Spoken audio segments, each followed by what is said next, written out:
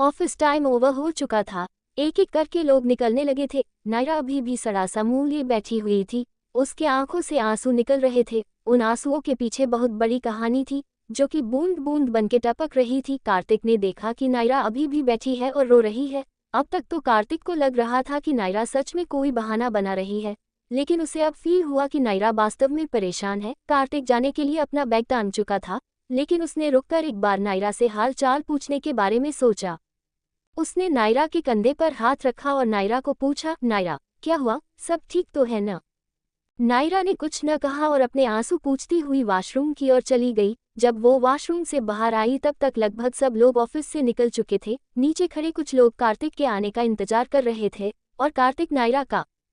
जैसे ही नायरा वॉशरूम से बाहर आ रही थी तब जीवन अपने केबिन के सामने खड़ा हुआ उसका इंतजार कर रहा था। नायरा उसे अनदेखा कर आगे बढ़ने लगी तो जीवन ने उसे उसका नाम लेते हुए रोका। जीवन, नायरा जी, मैं आपका नीचे अपनी गाड़ी में इंतजार करूँगा, जल्दी आ जाना। नायरा ने पीछे मुड़ के देखा और फिर बोली, सर मेरी तबीयत खराब हो रही है, मैं कहीं नहीं जा रही, मुझे जल्दी से घर जाना है। जीवन ने कहा, चलो कोई नहीं, मैं तुम्हें तुम्हारे घर छोड़ देता हूँ। नो थैंक्स सर, मैं चली जाऊंगी, नायरा ने गुस्से में कहा। जीवन ने इस बार कुछ नहीं बोला और अपने केबिन में गया और अपना बैग निकालकर नीचे चला गया। नायरा ने भी अपना बैग उठाया और नीचे जाने लगी, जबकि कार्तिक खड़ा उसे देखता ही रहा। फिर थोड़ा निकल जाने के बाद नायरा ने पीछे मुड़ के देखा और बोली, सॉरी कार्तिक, मैं नहीं जा सकती, मैं मजबूर हूँ, और रोती हुई नीचे चली गई। कार्तिक थोड़ी देर यूं ही खड़ा रहा, फिर उसके फ़ोन की रिंग बजी। उसने देखा तो अमन उसे कॉल कर रही थी। अमन, हेलो साहब, अब तो चले आइए, आपकी मैडम भी अब तो बॉस के साथ चली गई। कार्तिक ने जैसे ही ये सुना तो उसे झटक लगा। उसे अब बुरा लगा, नायरा को उसके साथ जाने में दिक्कत क्या थी।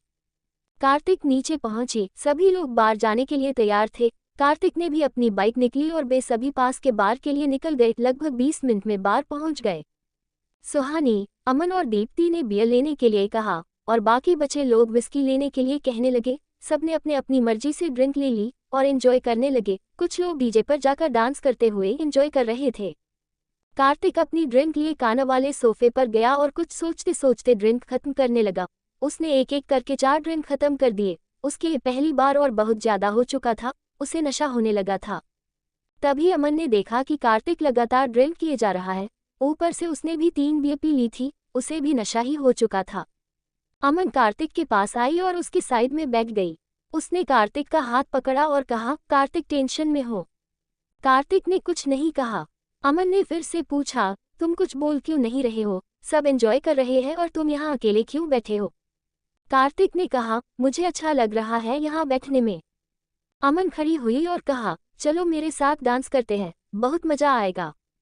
कार्तिक ने अमन का हाथ पकड़ा और उसे अपनी ओर खींच लिए। नशे होने के कारण अमन सीधा जाकर कार्तिक की गोद में जा गिरी। कार्तिक भी नशे में था, इसलिए उसने अपने आप को नहीं संभाल पाया। दोनों सोफे से नीचे जा गिरे।